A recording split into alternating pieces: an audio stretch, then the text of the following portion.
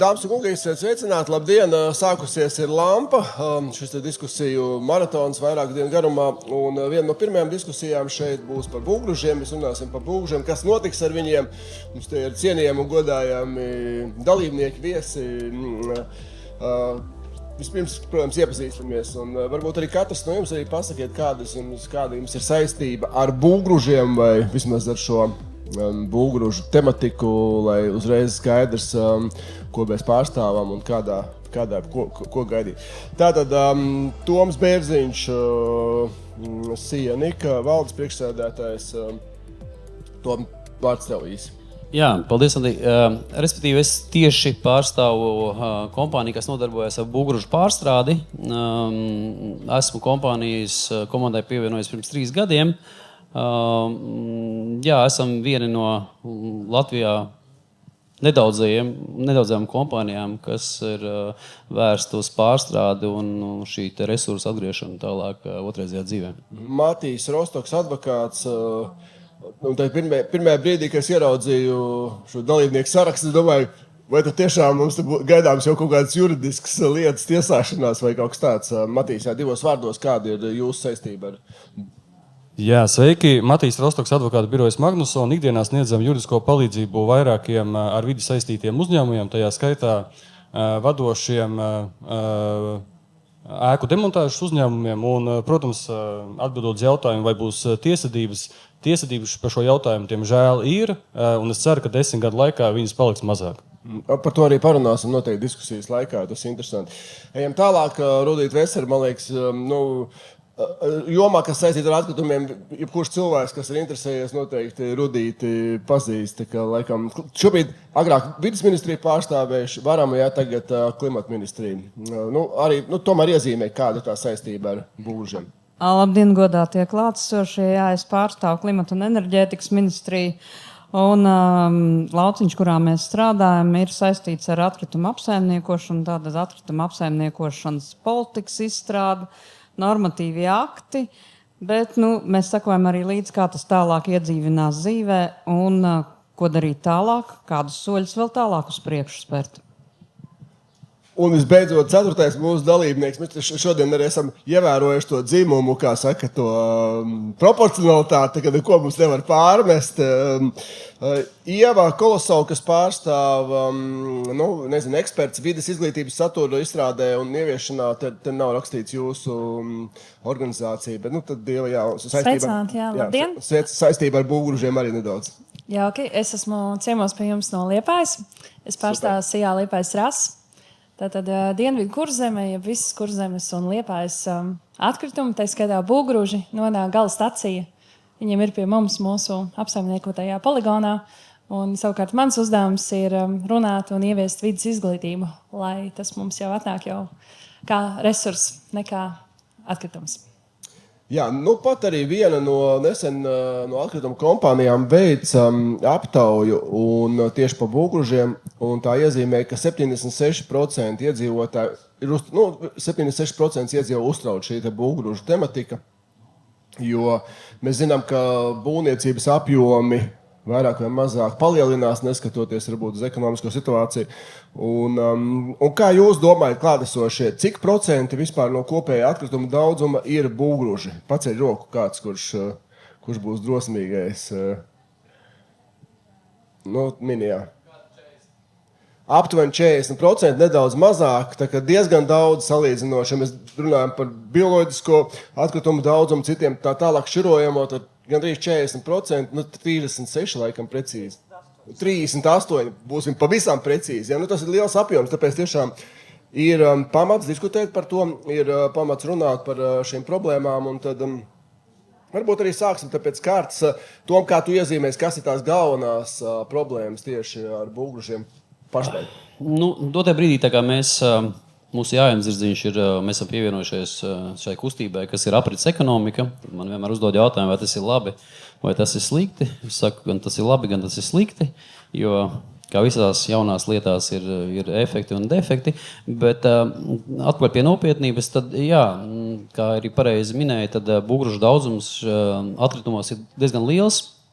Un ja vēsturiski tas bija vienkārša lieta. Mums bija poligoni, kur mēs varējām šo lietu deponēt un uzkrāt. Tad pirmkārt mūsu poligons regulē ar lielajām naudas maksām par atkritumu klasēm. Un otrām kārtām, kad mēs esam tomēr ieraudzījuši un pieraduši ieraudzījušos te būržos materiālu, ko mēs varam reģenerēt vai pārstrādāt vai atgriezt otrreizējā dzīvē. Tātad mana kompānija Nikamī pārstāv to pieeju, ka jo mēs vairāk sadalīsim, mazāk uzlīsim kalnā, jo mēs būsim lielāki ieguvēji gan naudiski, gan arī pēc saprašanas un pēc piederības. Tur arī kaut kādas mums saistības ar Eiropas Savienību, ir kaut kādas normas, kas jāizpilda. Tas ir tas, ko es sākumā arī minēju. Šī aprits ekonomika tā ir uzspiesta vai izvēlēta no Eiropas puses, un tad mums ir, ja mēs to ceļu esam izvēlējušies, mums viņam jāiet līdzi. Un tas būvgružu daudzums, kā jūs redzat, jūs reāli praksē strādājat, cik strauji viņš aug, cik neaug, kādas tur tās frakcijas, cik tiešām var nošķirot kaut ko izmantojam tālāk? Būvgružu apjoms jau īsti neaug tā ļoti. Vienīgi starpība, kur viņš nonāk Latvijas valsts mežos, Rīgas mežos, Piemājas celiņos, vai viņš nonāk pēc piederības, tur, kur viņam būtu jānonāk. Jā. Tas vairāk jautājums varbūt būtu kontrolējušai institūcijai, kas valsts vidas dienas, jā, diemžēl mums valsts vidas dienas šodien nav, nekas citreiz viņam pēc. Mēs vakar viņu satikām. Bet respektīvi tā, ka šis apjoms, protams, iet roku rokā ar būvniecības procesiem. Ja? Tad, ja būvniecības process attīstās, un arī ne tikai būvniecības, mēs šeit runājam ne tikai par būvgružiem, bet šie ir industriāli arī atkritumi, kas mums ienāk. Ja? Tas ne tikai no būvniecības, no kādiem ražošanas procesiem. Tātad, ja valstī viss iet labi, ekonomika ir augoša, apjoms palielinās. Un būvgruži vai vispār atkritumi, tas ir viens no termometriem, kas parāda šo te labklājību valsts arī. Ja? Kāds šobrīd ir termometrs? Termometrs ir noslīdējis lejā. Nestoties to, ka Covid laikā viņš kā pieauga, ņemot vērā, ka iepakojuma daudzums palielinājās, tad dotajā brīdī viņš ir nedaudz noslīdējis. Cerēsim, kad kaut kā tiksim atpakaļ. Matīs, jūs teicāt arī kaut kādas tiesvedības, varbūt var iezīmēt kaut kādus gadījumus. Tas ir, jo mēs zinām, protams, visi zina par gadījumiem, kad negrib vest nodot būvgrūžus, jo tas ir pietiekami dārgi uz poligonu. Bieži, nereti, tas nav bieži, tas ir arvien mazāk, bet tāpat nav, neslēpsim, vēl aizvien ir gadījumi, kad izvēlas aizvest kaut kur tiešām meži, krūmi, tur kaut kāda pamestas teritorijas, kur... Jā, tie, kas ved uz mežu, tie, piemēram, pie mums nenāk. Es nezinu, ko viņi dara, un es nezinu, kādas viņiem ir problēmas.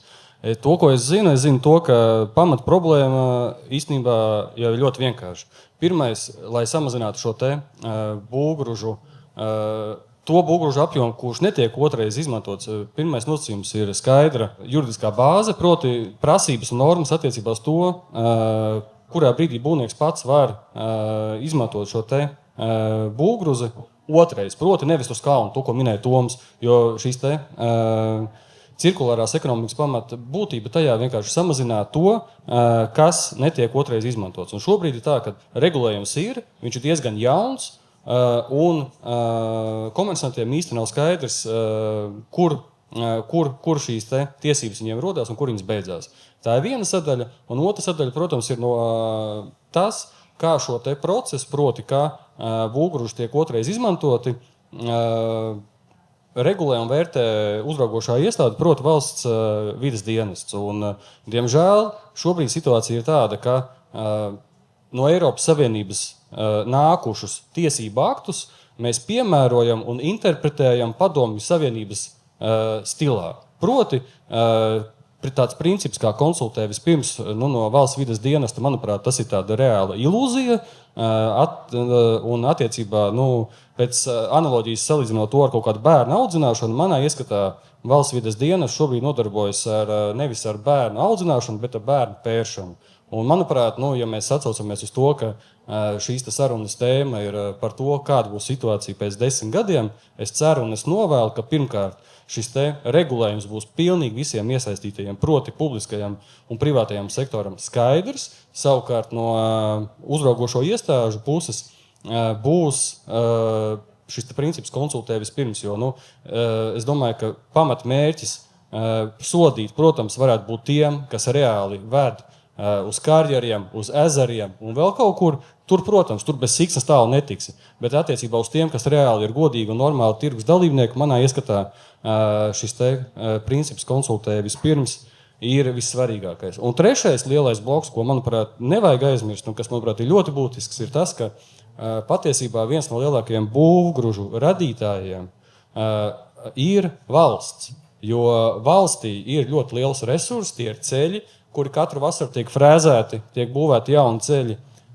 Un tās ir visas publiskās ēkas, publiskās būves. Un jautājums par to, ko valsts kā pasūtītājs dara, lai novērstu situācijas, piemēram, ka mums ir uz Liepājas šoseis tiek uzlikts jauns 20 km ceļš, kas reāli notiek ar šo te nofrēzēto materiālu. Jo manā ieskatā vienā no svētdienas rēdījumiem bija sižets, ka objektus, ko par valsts, par Eiropas Savienības finansējumu nojauc, dienas beigās aizved uz ezeru, ja nemaldos, uz Baltazaru.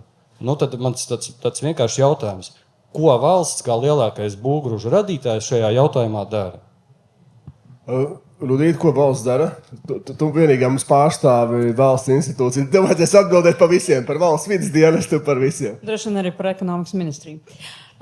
Jo es atgādināšu, ka par būvniecību mēs nevaram runāt atsevišķu būvniecību un atsevišķu būvgružu.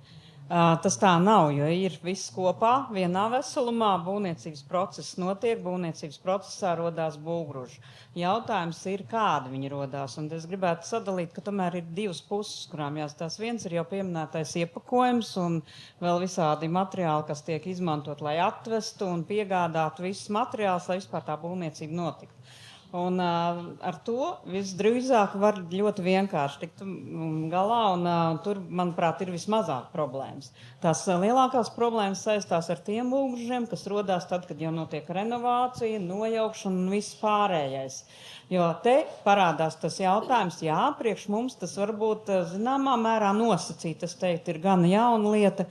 Kā tad paskatīties to, kas ir rakstīts mums arī aiz muguras, ka būvgruži nav gluži gruži, bet tas ir jauns izejmateriāls. Protams, ne pilnīgi viss, jo būs arī tādas lietas, ko mēs nekad nevarēsim otrais izmantot, tāpēc, kad ir bīstami piemaisījumi, bīstams vielas iekšā, kaut vai visiem labi zināmie šīferi jumti, kas satur asbestu, un kuru noteikti nevajadzētu vairāk izmantot, atkārtot vai vēl kaut kur iebērt ceļos vai tam līdzīgi, jo tas ir jautājums, ka tas skar ne tikai vidi, bet arī mūsu pašu veselību. Beigās jau, protams, ja tas skar veselību, tas nonāk agri vai vēl pie ekonomikas. Un līdz ar to ir ļoti svarīgi saprast un skaidrot šo te otro daļu, ko tad mēs darām ar tiem būvgružiem, kas veidojas tad, kad mēs kaut ko nojaucam, kad mēs remontējam, kad mēs renovējam. Jo tiek noņemti dažādi materiāli, un to var izdarīt ļoti dažādi. Mēs varam vienkārši paņemt smalcinātāju, nojaukt, sagāzt visu vienā čupā, un kur tad to var likt? To var tikai atglabāt kā atkritumus. Bet mēs viņus varam noņemt dažādos veidos, un te sēž speciālisti, kas ļoti labi to māk darīt, un noteikti varēs padalīties pieredzē. Un kur var sadalīt par frakcijām, ko tad mēs vēl varam izmantot, kam varam iedot otro dzīvi. Un, ja bija runa par regulējumu, tad es gribētu teikt, ka regulējums ir varbūt ne tik ļoti sens, bet diezgan nesens un jauns. Varbūt vienkārši vēl nav pie visa tā apgūts, kā ar to strādāt, kur ir paredzēts, ko var darīt ar logiem, ar durvīm. Ko var darīt ar ķieģeļiem, kas ir nojaukts būvs un tam līdzīgi. Līdz ar to, teiksim, regulējums ir jāapgūst, ir jāsaprot, un šeit ļoti svarīgi, manuprāt, ir tā puse, kas ir cik mēs katrs, kas ir tajā procesā iesaistīts un sabiedrība kopumā, zinām par to, un cik mēs ar saviem lēmumiem ietekmējam šos procesus. Tas ir ļoti būtiski. Un tad jau arī vispārējais sāks likties pa plauktiem, un piemēru, kur un liederīgi var izmantot, mums ir gana daudz. Tas, ko Matīs stāstīja par to valsts vidas dienestu, kāda tev atbilde būtu? Jautājums par to konsultē vispirms, principā valsts vidas dienests, es gribētu aizstāvēt, tiešām strādā ar šo pieeju. Jautājums ir, kad valsts vidas dienests varbūt nevar izsekot visus, kam pasniegt informāciju jau a priori sākumā, jau pirms vēl vispār par to domā. Jautājums tad ir, vai uzņēmums ir par šo tēmu sācis ar jautājumu griezties valsts vidas dienestā, ja vienkārši ir konstatēt, ka jau ir problēma. Viss ir jautājums, kurā brīdī mēs ķeramies pie tā. Tu varbūt, Matīs, vienkārši jāvēršas laicīgi vai kā? Ne, par to jau nav šaubu. Es atļaušos papildināt, manuprāt, arī visi klātesošie to, ko netieši norāda, arī īstenībā tā problēma starp ministrijām un starp kompetenci. Proti, ekonomikas ministrija ir atbildīgā par būvniecību, un vides ministrija ir atbildīga par atkritumu apsaimniekošanu. Un tad tas, kas mums ar klientiem, ar vides dienestu, ar visiem iesaistītajiem, ir tas jautājums, kurā brīdī tas ķieģelis, piemēram, kurā brīdī viņš pārvēršas par atkritumu, un kad tad viņš, piemēram, zaudē šo atkritumu statusu. Būšu godīgs, mēs esam uzdevuši kaut kādas uzziņas formā jautājumus abām šīm ministrijām, un par vienu to pašu jautājumu mēs esam saņēmuši 2 dažādas atbildes. Jā. Tā saucās tā, laikam, birokrātija. Jā, un kā sniedzot juridisko palīdzību no valsts pārvaldes, es esmu dzirdējis tādu tekstu, ka birokrātijai laiks nav problēma. Jā. Jau kā tur īsti ir jūsu tas gala tiešām mērķis, kur nonāk, protams, mēs zinām, ir vairāk poligoni, bet Liepāja ir viens tāpat ir viens no lielākajiem, Kurzemē noteikti lielākais. Ja. Kādi tie jūsu novērojumi secinājumi tieši par Būgužiem, kādas tur tās galvenās problēmas? Es arī sagatavojusies, ja paņēmu. Es paņēmu līdzi ilgspējas mūsu gadu pārskatu, jo te ir cipari un bija viedoklis bez skaitļiem, paliek tikai viedoklis, bet ar skaitļiem jau tā kļūst statistika. Pirmkārt par izglītību. Es domāju, ka tas ir būtisks moments, piekritīšu Rudītei un arī iesaistītiem. Tas pats pagājušais gads, šie cipari, kas man šeit arī to arī parāda, 30% vairāk pāršķirotie materiāli. Ko tas nozīmē? Tātad, tas ir īstenībā patiesībā ļoti liels skaitlis, kas mums ir ienācis jau sašķiroti. Tas nozīmē, ka sabiedrībai A, viņi par to zina, B, viņi saka skaitīt līdzi, cik tad viņiem tas maksā. Tas ir par tādu kopējo lietu, bet par Būgužiem mums ir interesanta pieredze šobrīd pēdējie 4 gadi, ko varu padalīties. Respektīvi, no pagājušā gada privātām personām, ne juridiskām, bet tātad privātām personām, mēs esam ieviesuši pakalpojumu, kā izolīt materiālus, jeb šos te būgrušus, kurus mēs varam izmantot tālāk savā ceļu izbūvē un infrastruktūras izbūvē uz vietas poligonā. Mēs pieņemam bez maksas. Tātad, ja mājasaimniecība nojauc kādu sienu, ķieģeļus, šīs materiāls, flīzes, cietās frakcijas, viņas var ielikt savā piekavē, atvest pie mums un nodot bez maksas. Tātad, un tas mums ir no 2025. gada, tātad pēdējie 2 gadi, arī pacēla ciparus. Ja pirms šī laika tie bija vidēji 20,000 tonnas, tad pagājušais gads tās ir 800. Tātad 800, tas ir liels skaitlis, kas pie mums ienāk, tātad, kas atveda savu piekabi, nodod bez maksas. Un ko tad tālāk mēs to darām? Loģiski, ka tas kalns ar atkritumiem ir jāapsaimnieko, mēs viņus sadalām un uzliekam ceļa būvē, piebraucamos ceļos, lai mēs varam šo visu darbiņu izdarīt. Un, manuprāt, tas ir jēgpilni un arī labi. Tas tiešā veidā palīdz gan mums, gan iedzīvotājiem, un tādā veidā arī veicina to izpratni kā tādu.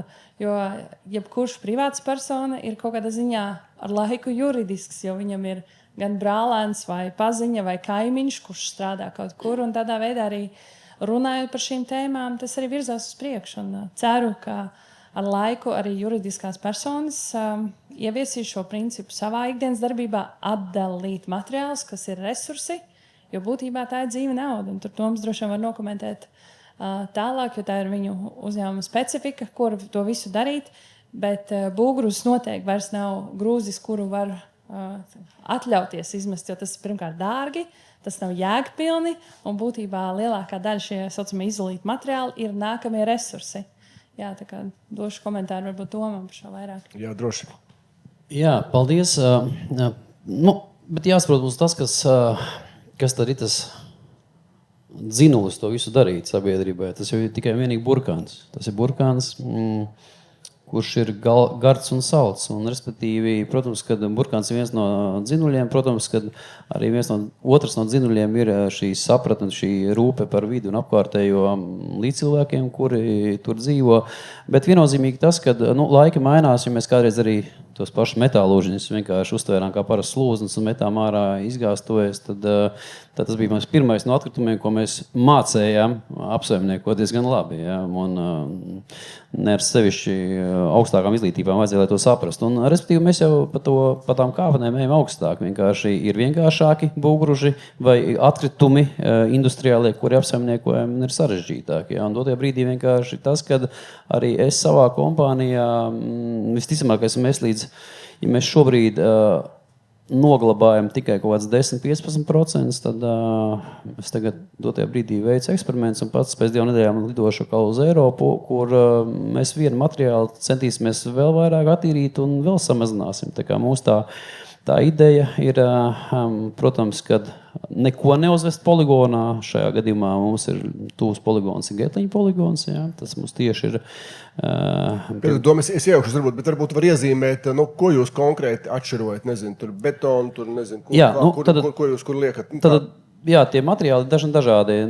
Varbūt sāksim ar to, ka pirmais, kas atšķirojas, ir šis koksnes atkritums, kas tālāk pārtop par koksnes reciklātu un tālāk jau kā dalās reizinātājos, ir šī polimēru grupas, kas ir plasmasi vai iepakojumi. Tad tie arī dalās kaut kādās 5 grupās - chloru saturošu, nesaturošu. Un, protams, ka lielāko masu, nevis tilpumu, bet masu ir šīs minerāla grunts vai minerāla materiāli, ir šie būvniecībai derīgie atkritumi, kas ir būgruži, ķieģeļi, betona, lauskas un tās lietas, kas tālāk mums pārto par grunts nespējas vieniem materiāliem. Respektīvi, tas problemātiskais materiāls ir drīzāk šīs akmens vatas, putuplasts un šīs lietas, kas tiek sajauktas tādā nosacītā miksā. Ja? Un to miksu ir diezgan grūti atšķirot. Ja? Tas nav neiespējami. Otrā brīdī, kā es vienmēr saku, atšķirot var gandrīz visu, tikai cik tas maksā un kurš par to maksā. Un ko to darīt tālāk? Jā, precīzi. Pajautāsim arī klātesošajiem, vai jūs arī esat saskārušies ar būgružiem, kaut ko būvējot, vai ir bijušas kaut kādas problēmas, ne problēmas nodot. Ir kāds kaut ko būvējis, taisīs remontu, ir kāds kaut kad istabā dzīvoklī. Jā, lūdzu, bija viegli pēc tam, ko jūs darījāt ar būgružiem, bija viegli tikt ar tiem galā, kā risinājāt jautājumu? Kā lai pasaka, es ar šo jautājumu nodarbojos jau kaut kādus no 2007. gada. Man nodarbojas ar karjeru izstrādi, un kur pēc tam notiek arī šie rekultivācijas procesi. Un tā ir viena ļoti liela problēma, jo ir saražota vesela virkne minus kabineta noteikumi, kuri ir pretrunā viens otram. Piemēram, ir minus kabineta noteikumi numur 712, kuri nosaka, kad ir dabiskā pamatne grunts, kura nav kustināta, un ja jūs viņu sākat kustināt un izvest kaut kur ārā, par to uzreiz jāsamaksā dabas resursu nodoklis. Viss pārējais, ja viņš ir kādreiz kaut kādā veidā bijis apritē vai kaut kādā veidā kustināts, tas pēc atkritumu likuma ir noteikts kā atkritumi. Un principā viņa pārvadāšanai visam autotransportam būtu nepieciešama atkrituma pārvadāšanas licences un atļaujas.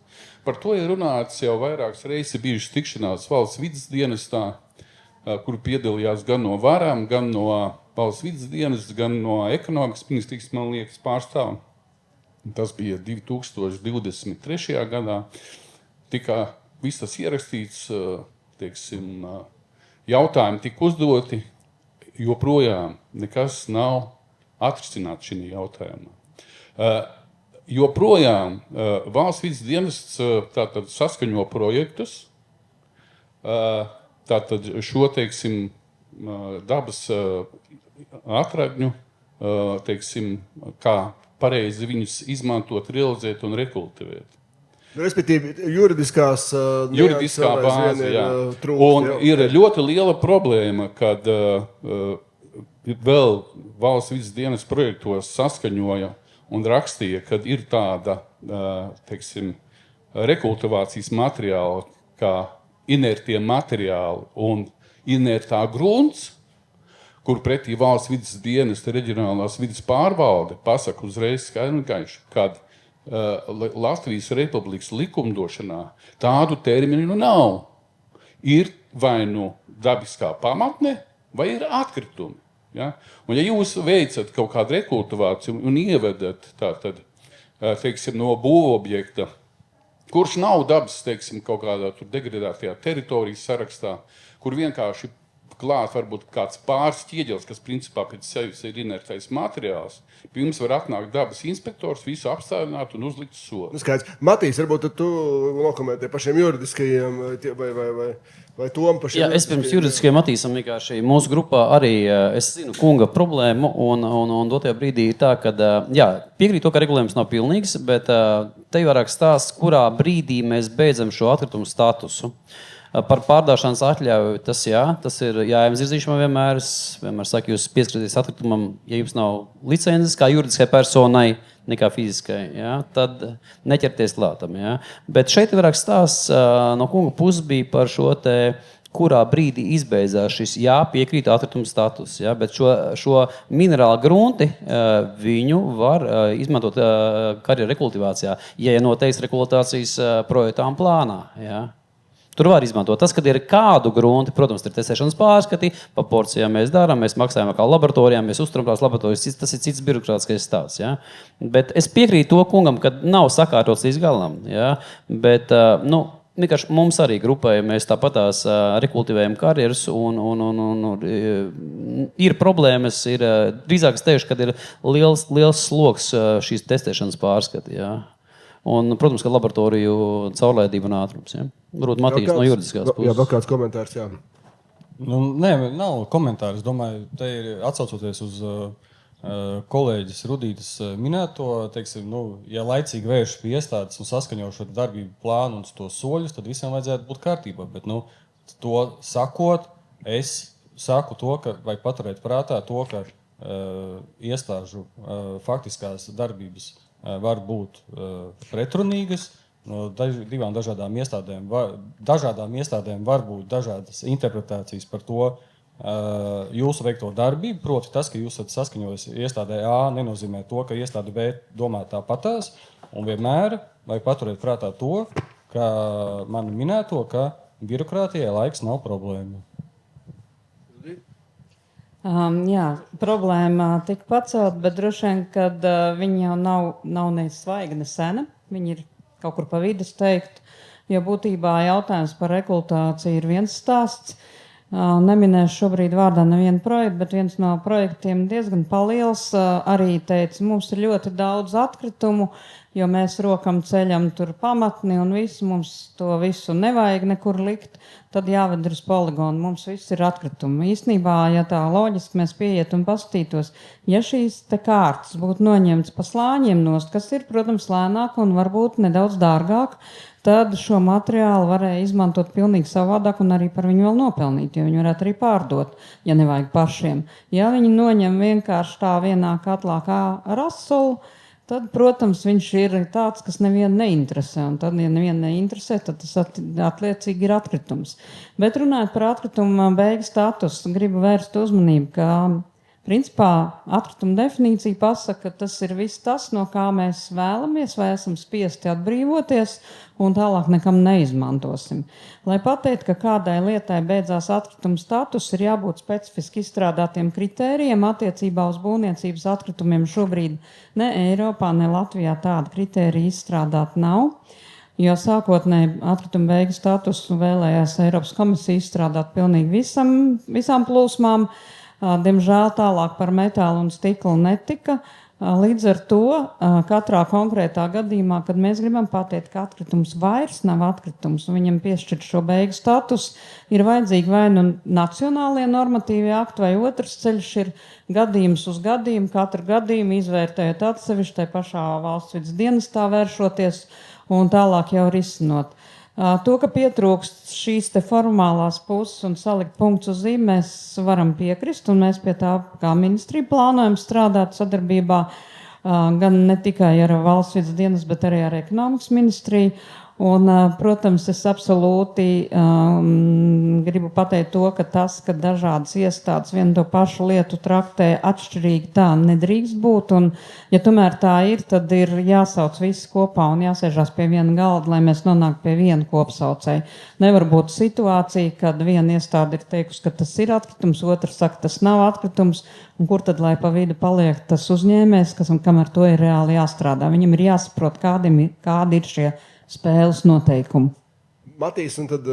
Ja var pavisam īsi, es pilnībā piekrītu, ka nevar būt divas dažādas atbildes, bet lai jūs saprastu tās faktiskās situācijas absurdumu, mēs zinām, ka valsts pārvalde ir vienota un augšā, ja tā var teikt, virs jums ir ministru prezidents. Kā vadītājs publiskajam sektoram valsts pārvaldē. Un mēs esam uzdevuši, mēs esam vēršies ar jautājumu pie ministra prezidenta, lai viņš uz šo jautājumu rod saskaņotu atbildi prezidente tajā laikā. Un smejies vai raudi, bet ministra prezidente tāpat šo jautājumu aizsūtīja tām pašām divām ministrijām, mēs tāpat saņemam divas dažādas atbildes. Labi, tev vēl Es atvainojos. Noslēgšu šo, ja?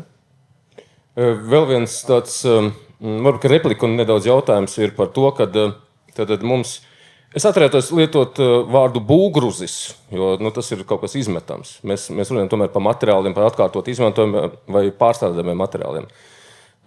Tad mums pārbūves rezultātā, demontāžas rezultātā rodas materiāli. Ķieģeļi, šķembas, logi, durvis un tā tālāk viss. Man arī pietiekami daudz studenti ir izstrādājuši dažādas darbus pie manis, arī maģistra darbus, un ar pētījumu virzienu, kā šos materiālus varētu atkārtot, tomēr izmantot vai pārstrādāt un tā tālāk. Un esam nonākuši pie viena tāda nenovēršama secinājuma, kad, lai varētu izmantot ķieģeļus un tā tālāk, viņiem jābūt ar atbilstības deklarācijai, viņiem atbilstoši certifikācijai un tā tālāk viss. Mums Latvijā laboratorijas, kas šos te materiālus, es vēlreiz atturos no būgružu definīcijas, materiālus nosertificēt un piešķirt legālu, leģitīmu iespēju izmantot būvniecībā, praktiski nav. Mums arī likumdošana nav. Kundze saka, ka tur poligonu būvniecībā izmantojam, īsti legāli tas nav. Tur nav atbilstības deklarācijas šiem materiāliem. Un šī ir problēma. Jautājums, vai viņi kaut kā tiek operatīvi risināt. Jo cilvēki, kas vēlētos atkārtot, izmantot vai pārstrādāt un vēlreiz iebūvēt materiālus, ir ļoti, ļoti daudz. Jā, es atbildēšu šo jautājumu. Varbūt šis jautājums pēdējo reizi tika cilāts vakardien. Man liekas, no pagājušas diennakts mēs 3 no dalībniekiem vakar bijām uzaicināti uz ekonomikas ministriju, un tieši šis jautājums, kas nāca vairāk no jūsu puses, bija pacelts, un tagad ir projekts, vai tiek virzīts projekts uz šo te likuma izmaiņām, un visticamākais, vajadzētu būt, es nezinu kādā laika periodā, bet būs atbilde un būs regulējums daļējs uz jūsu jautājumu par šo būgruzi, par šo ķieģeli. Ja? Tā kā tur ir, vēl, protams, mums ir priekšā daudz dažādu diskusiju, bet es ceru, ka tā komanda bija diezgan liela, diezgan spēcīga, aptverta gan no būvnieku, gan no atkrituma apsaimniekošanas, gan no kontrolējošo dienestu, gan no virzīšanas, gan no ministrijas puses. Tā kā es domāju, ka atbilde būs gana drīz. Es ceru. Mēs arī esam ieinteresēti. Atbilde noteikti būs drīz, bet principā vakardien parādīja, ka tas jautājums, ar ko sāk risināt, ir daudz plašāks. Un attiecībā par to ķieģeļu izmantošanu un tam līdzīgi gribētu vērst uzmanību, kad ir, sakojot būvniecības likuma deleģējumam, ir ministra kabineta noteikumi, kur ir pateicis, ko drīkst izmantot arī bez specifisks testu veikšanas. Tā skaitā arī ķieģeļus, viņas nedrīkst bez tādu testu novērtēšanas likt nesēju sienās un nesēju konstrukcijās, bet, teiksim, kā ārējos dekoratīvos elementus to var izdarīt, un ķieģeļi, protams, nav vienīgie, kas tur ir aprakstīti gan durvis, logi un tā tālāk. Tā kā, principā, pirmā pieeja un pirmie tie soļi, ko vajadzētu lai varētu izmantot, ir veikti. Ir jāsaprot, kā tas strādā, jo man, godīgi sakot, vakar nepalika pilnīgi skaidrs, ka visiem bija vienāda skaidrība pie galda sēžot, un visi saprat vienu to pašu, un bija lasījuši vienu to pašu. Līdz ar to, protams, es domāju, tai tikšanās reizē būs turpinājums. Un visādā ziņā no savas puses var teikt, ka šīm divām pusēm būvniecība un atkritumi ir savā starpā jāstrādā kopā un jāsadarbojas. Mēs nevaram atraut kaut ko vienu, izdomāt, kā darīt to, un pēc tam atraut otru pusi, izdomāt, kā darīt, nepaskatoties, kā tas viss saistās savstarpēji un kā tas viss kopā ir saliekams. Jo tikai tad, ja mēs redzam kopējo ainu, mēs varam izveidot gan atbilstoši normatīvos aktus, kas būtu jēgpilni, kā jau te tika minēts, un attiecīgi arī panākt vajadzīgos kompromisus. Bet reiz labā ziņa ir tāda, ka sarunas notiek, jūs tiekaties un kaut kas virzās uz priekšu.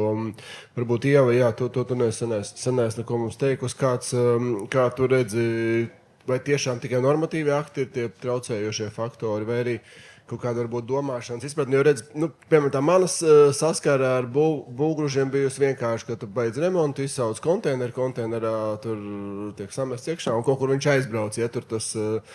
Bet bija kaut kad atkal savukārt, ka šūnim vajadzēja šīferi. Mēs zinām šīferi, kas satur asbestu nodot. Tur gan radās liela problēma, jo ir viena vai divas vietas Latvijā, kur pieņem. Un mēs zinām, padomu laikā bija entie jumti, lielākā daļa bija tikai gandrīz ar šīferu. Un tā ir liela problēma, ko man arī daudz cilvēku ir teikuši. Es labprāt par šīferu pakomentēju. Jā, bet sāksim ar Ievu. Nē, par šīferu un tad es par konteineriem. Aiziet. Jā, par šīferu runājot, nevis ļoti daudz, bet vesels 1 miljons tonu ir uz mūsu jumtiem. Un šajā gadījumā jautājums ir par to, ka šeit ir ļoti daudz, un to noteikti jau tālāk stāstīs, jāstāst par to, ka šīferu jumtu pašiem cilvēkiem nekādā gadījumā nevajadzētu tā vienkārši kāpt uz jumtu kopā ar pusauģu bērniem un tagad laužam loksnes nost, metam zemē un viss notiek. Tā tad ir jābūt noteikti kā minimums respiratoram un atbilstošam apģērbam, bērnus noteikti neņemiet līdzi. Jo tajā brīdī, kad mēs šīferu ņemam no jumta nost un ja vēl metam zemē, izdalās putekļi, izdalās šķiedras. Ja tās mēs pietiekamā līmenī elpojamies, un viņas mēs neizelpojam, viņas uzkrājas plaušās, tad tās jau ir onkoloģiskās saslimšanas diezgan ātrā periodā. Tāpēc ar šīferu jābūt ļoti uzmanīgiem, un tāpēc arī šīfers kopš 2010. gada praktiski nav vairs atļaus. Visi tie jumti ir iepriekš. Un, protams, tas ir dārgs process, un nav tikai 2-3 poligoni, praktiski tikai Getliņi nepieņem šīferu apglabāšanai savā poligonā.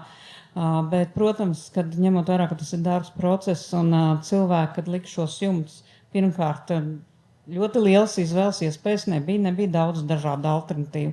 Otrakārt, nebija arī zināšanas par šīferu kaitīgumu, tad, kad viņš jau kļūst par atkritumiem.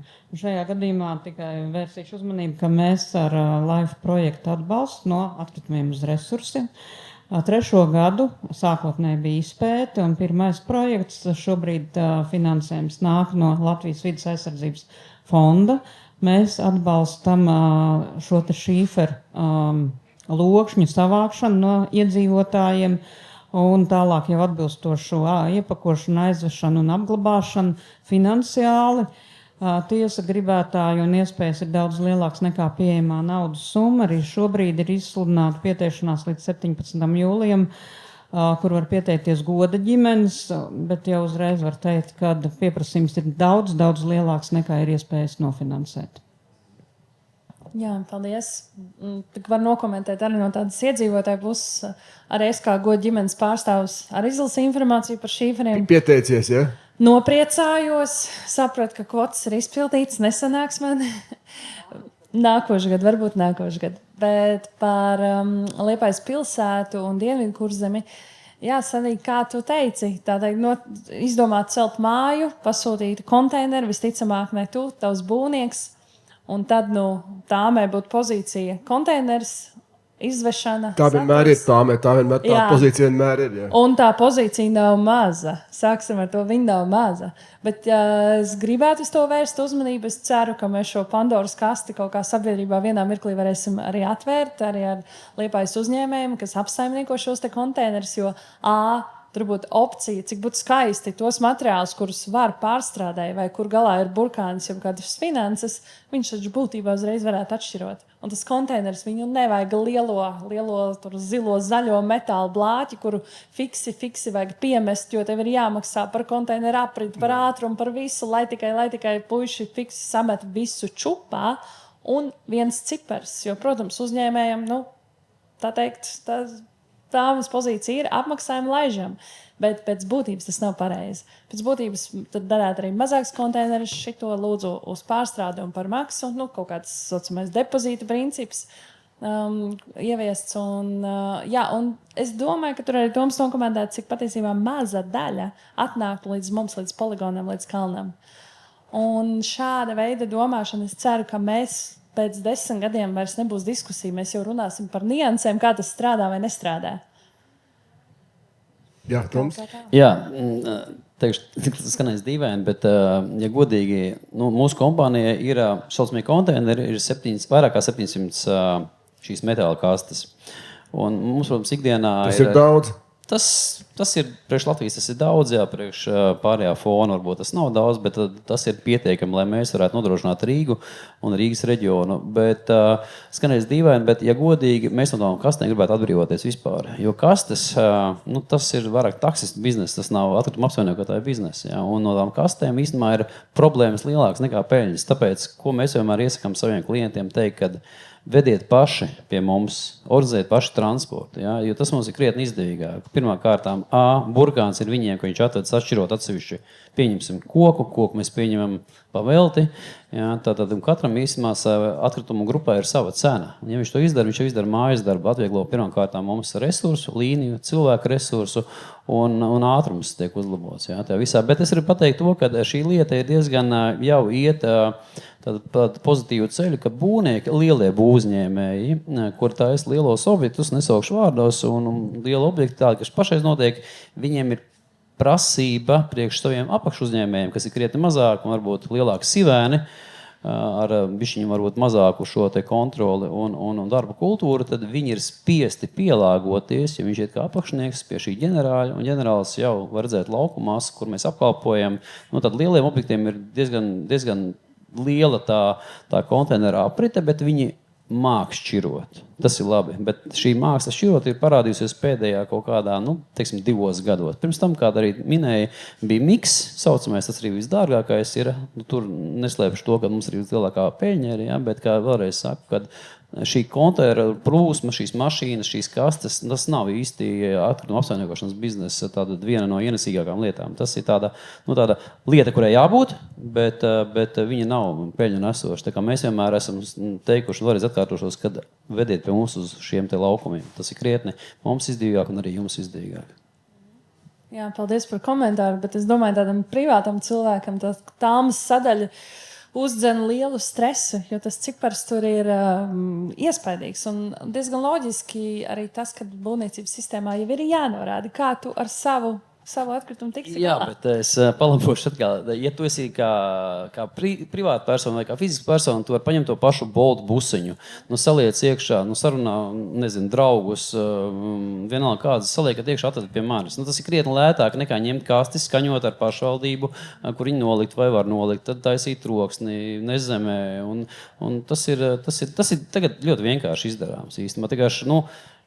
Es varu pateikt vienu lietu, tā ir arī kļūda, bet to kļūdu ir sākuši gan mēs, gan pārējie atkrituma apsaimniekotāji labot, ir šī sabiedrības izglītošana.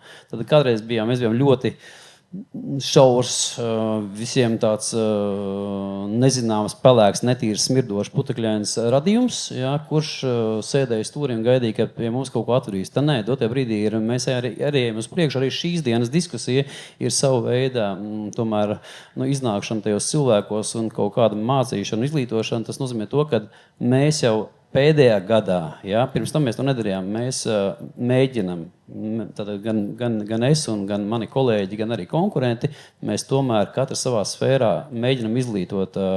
Un, protams, arī ministrijas no savas puses arī kaut kādu ārtavu un šīs pašas Life vai vienalga, kuras citi projekti tomēr izglītoto sabiedrību. Protams, paies liels laiks, lai pilnībā saprast, bet katrā ziņā mēs ejam uz mērķi, un tas, man liekas, jau ir kaut kāda panākuma atslēga.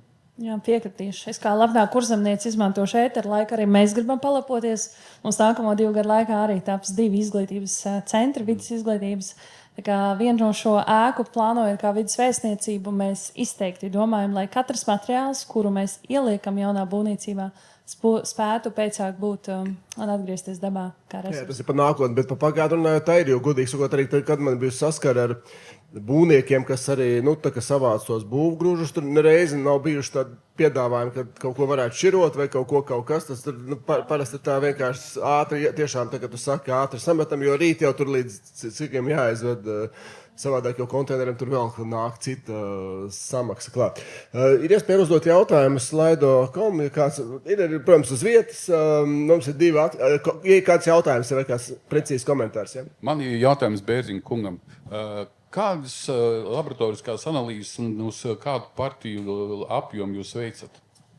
Jā, par kuru materiālu tieši jautājums? Par inerto materiālu? Par to, ko ieved jums, jā, inertais materiāls, būvgrūži. Jā, es sapratu jautājumu. Tad analīzes mēs veicam ļoti daudz un dažādas. Un, ja godīgi, tad katram materiālam ir savi normatīvi akti, ko tad atkritumam mēs neveicam vispār nekādas analīzes. Mēs veicam analīzes jau pārstrādātam tātad produktam vai tālāk pie sūtīšanas. Tātad priekš apglabāšanas, uz apglabāšanu mums iet diezgan maz, bet tai pašā laikā, kā pieņemsim, koksnes reciklāts, mums tātad koksnes reciklātu mēs varam izmantot divējādi.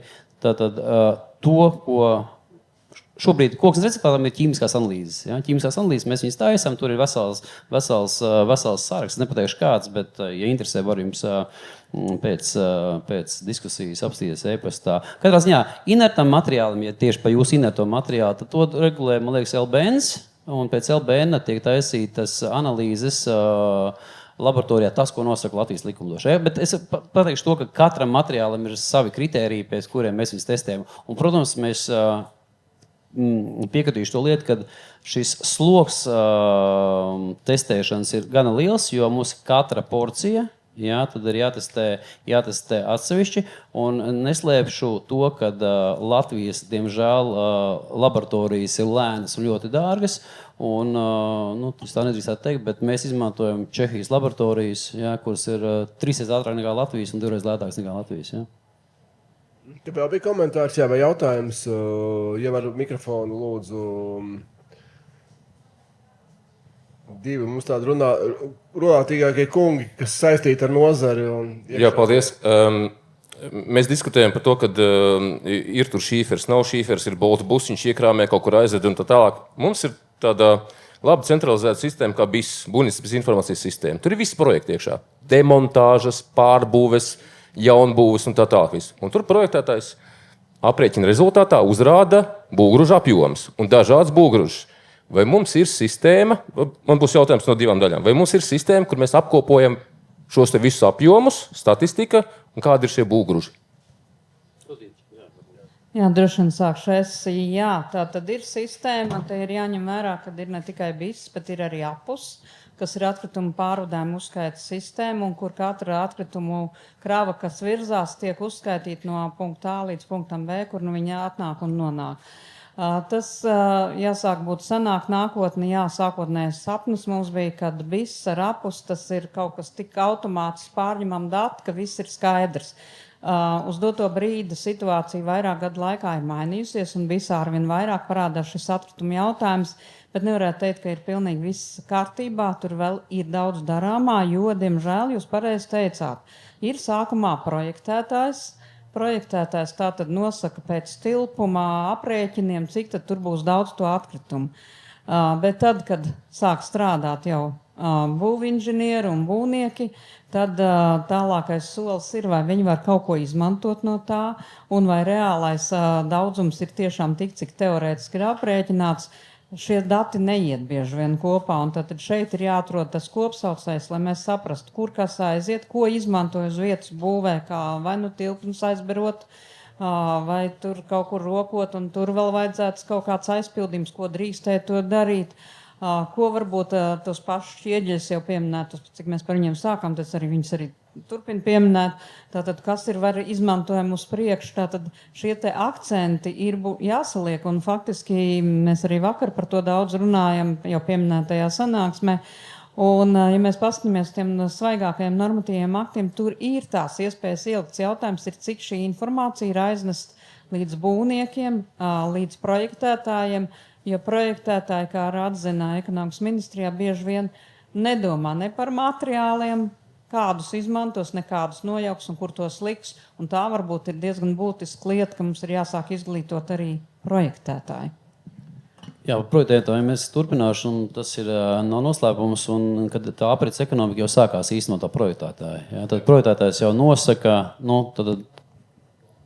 kādiem materiāliem, un tie, kas ir varbūt izmantojams, neizmantojams, tad projektētājiem būtu tas jādomā. Un vēl pieskatoties šai tēmai, mēs pieskaramies šiem varbūt tiem pašvaldības un ne tikai pašvaldības, bet es gribētu sākt no pašvaldības viedokļa un no puses, ka mēs tā kā esam ļoti impotenti uz šiem zaļajiem iepirkumiem. Jā, tad respektīvi tas, kad vajadzētu paredzēt kā normu, kad procentuāli kaut kas, tad būtu jāsāk, es domāju, ka ērtāk būtu pagaidām pašvaldībai, kas definētu, kad obligāti projektā jābūt iestrādātam no šīs mājas tik un tik daudz, tonnām, kubikmetriem šo te otrreiz izmantojamo materiālu. Šie tie zaļie iepirkumi Latvijā mēs nekur tālu neesam tikuši. Un, protams, kad, kā es arī minēju, kad es tagad gaidu, varbūt pirmo soli no privātajiem, bet es gaidu no valsts pašvaldības uzņēmējiem, kas varētu parādīt, kad mēs tad virzamies, vai mēs virzamies, vai mēs nevirzamies, jo mēs šajās diskusijās ļoti daudz par to stāstam, runājam un lielamies, bet ir tikai stāsti, nav darba. Kāpēc tas tā ir? Kāpēc jums zaļie iepirkumi mums klibo? Kā tu domā? Tas vienkārši ir sarežģīti un ir dārgi. Arī mums šobrīd projektējot jauno ēku. Paceļ šis jautājums, zaļais iepirkums. Mēs esam paši kā poligons virzot tehniskos noteikumus. Tas vienkārši uzdodam sev jautājumu, kā mēs pēcāk iepirkuma procedūrā ar to visu tiksim galā un cik tas maksās. Arī mums. Matīs, jā. Par zaļiem publiskiem iepirkumiem, jā, es domāju, ka pasūtītājs vienkārši īsti nezina, kā to izdarīt. Viņam nav tāds, vienkārši kaut kāds templates, pēc kura paņemt un pastīties. Es iepērku to un to, tad zaļie kritēriji tādi un tādi. Tas ir viens, bet, manuprāt, kā ķirsīts uz ogas ir tas, ka, ja nemaldos, pirms 3 vai 4 mēnešiem bija būtiski grozījumi publisko iepirkumu likumā, un jēdziens zaļais publiskais iepirkums no šie likumi ir izņemts ārā. Nav jau gluži tā, ka zaļais iepirkums ir pazudis. Viņš šobrīd saucās ilgspējīgs iepirkums, jo šis likums paredz, ka nevis likvidēt zaļo iepirkumu, bet padarīt viņu daudz būtiskāku un nosaukt par ilgspējīgu iepirkumu. Un tā būtiskā lieta ir tā, ka vairs tas nav ar ministra kabineta noteikumiem regulēts un tā tālāk kā iepriekš, bet tas nedeva rezultātu īsti to, ko varbūt gribējās sagaidīt. Bet šajā gadījumā ir paredzēts, ka var veidot kompetenci centrus.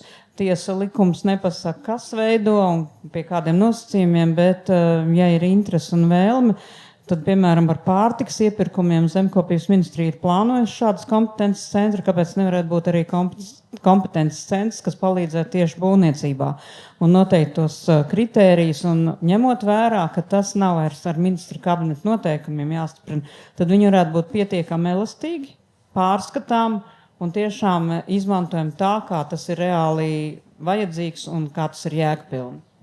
Man te diskusijas tajā pieturpunktos bija kādi 20 punkti, bet būs jātaisa vēl vismaz kādas 3 vai 4 diskusijas, bet citā vietā, citā laikā.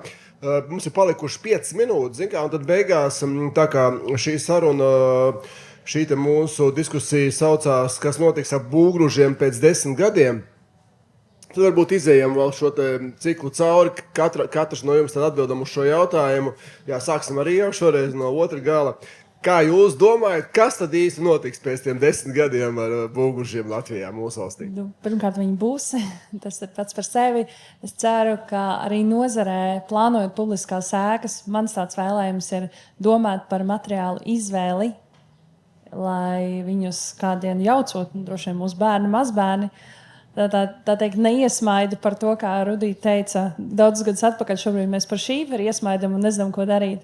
Nu, tad mans vēlējums, jā, lai mums nav jārauda pēc 50 gadiem mūsu bērniem, bet viņi priecīgi saka, super, te gan ielika labus materiālus, un viņi vai nu ir noārdāmi, vai nu jau ir labs resurs tālāk. Jā. Acīm redzot, es turpināšu jau Ievas sākt to īstenībā. Pēc 10 gadiem tas būtu tiešām ideāli, ja mēs zinātu, kādu materiālu ir ielikt, ko mēs ar viņiem varam iesākt. Jo, diemžēl, dzīvē ir tā, ka mēs radām ļoti daudz ne tikai būvmateriālus, bet arī cita veida materiālus, kas mums liekas kalpo ideāli, īpašības lielisks un tā tālāk. Bet mēs nekad lielākoties, pēdējā laikā aprits ekonomika to prasa, vai pārēj uz aprits ekonomika netiek veikta šo te jauno produktu, dzīves vai aprits cikla analīze. Respektīvi, netiek vērtēts ne no kurienes ir nākuši šie materiāli, tātad kādas ir izēvielas, ne tālākais posms, pa vidu ir vērtēts, bet pats pēdējais posms, kas notiks tad, kad viņi ir savu nokalpojuši, ko ar viņiem iesākt, vēl jau mazāk tiek vērtēts. Un tas arī noved pie tā, ka mēs bieži vien izmantojam un pat radam jaunas lietas, jaunus produktus, kurus pēc tam nezinām paši, kā ar viņiem tikt galā. Tad es ļoti ceru, ka pēc 10 gadiem pirmkārt radot jaunus produktus un arī būvmateriāls tā skaitā būs tiešām izvērtēts, ka šis materiāls būs labs, būs derīgs un arī pēc savas nokalpošanas viņš neradīs papildus problēmas, kā tas jau bija ar pieminēto asbestu. Un otra lieta, kas te neizskanēja, bet ja mēs runājam par privātu personu māju būvniecību, remontiem un tā tālāk, mēs aizmirstām pieminēt vēl vienu institūciju, kam ir liela loma, un tā ir pašvaldība, kas var stāstīt gan saviem iedzīvotājiem, kā tad vislabāk šos darbus veikt, kā viņi var samazināt savus izmaksas par būvgružiem un kā viņi var, respektīvi, neviens vienkārši tikai samazināt, bet dot daļai no tiem otro dzīvi un nelikt tik daudz tais kastēs, par ko jau pieminējām. Tā ir. Pašvaldības loma ir ļoti svarīga, un jā, tiešām to mēs nepieminējām. Tas bija tiešām mūsu saruna diskusija viena no punktiem, bet gan jau citā reizē. Matīs, jā, pēc 10 gadiem būvgruži. Pēc 10 gadiem ir fantastisks, vienkāršs un visiem saprotams regulējums, kurā gan juridiskās, gan fiziskās personas var pilnībā izmantot iespējas būvgružu izmantot atkārtoti.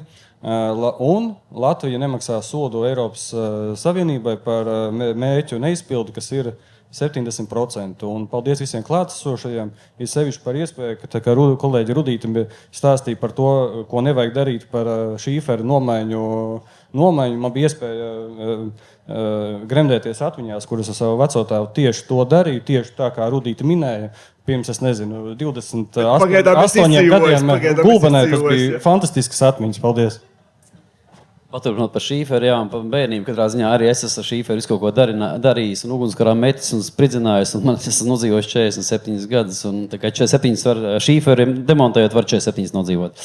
Bet joks pie malas un pie nopietnām lietām, tad pēc 10 gadiem es gribētu redzēt, kad mūsu būvgružu pārstrādes laukumā materiāli visi būtu pārstrādājami, pēc iespējas mazāk cilvēku resursu, pēc iespējas ātrāk, īsākā periodā, un lai šis noglabājamais materiāls, lai mēs, kā saka, atstātu visus poligonus jaņos. To arī novēlam visiem, lai mēs uz to virzītos, un tas mums būtu. Ko nozīmē, ja var noprecizēt to atstāt poligonus jaņos? Tad, lai viņi nobankrotē, lai viņiem nav vairs darba, neviens pie viņiem neko neved. Jā, lai pārto par skaistiem slēpošanas kurortiem, spā un visām pārējām lietām. Tad, acīm redzot, Ieva, jums nav nekāda lielā perspektīva, ja vairāk... Es super priecīgi, jo tad mēs varēsim vēl vairāk vides centrus atvērt, izglītības centrus. Ļoti labi. Getlīgi lēnām uz to iet, viņi arī skata, kad atkritumu daudzums samazinās, kas tiek ievests. Tā kā jā, liels paldies jums, ka atnācāt, piebiedrojāties sarunai, uzklausījāt. Paldies arī jums par šo aktīvo diskutēšanu. Tagad noteikti vēl tiekamies uz redzēšanos. Vislabāk!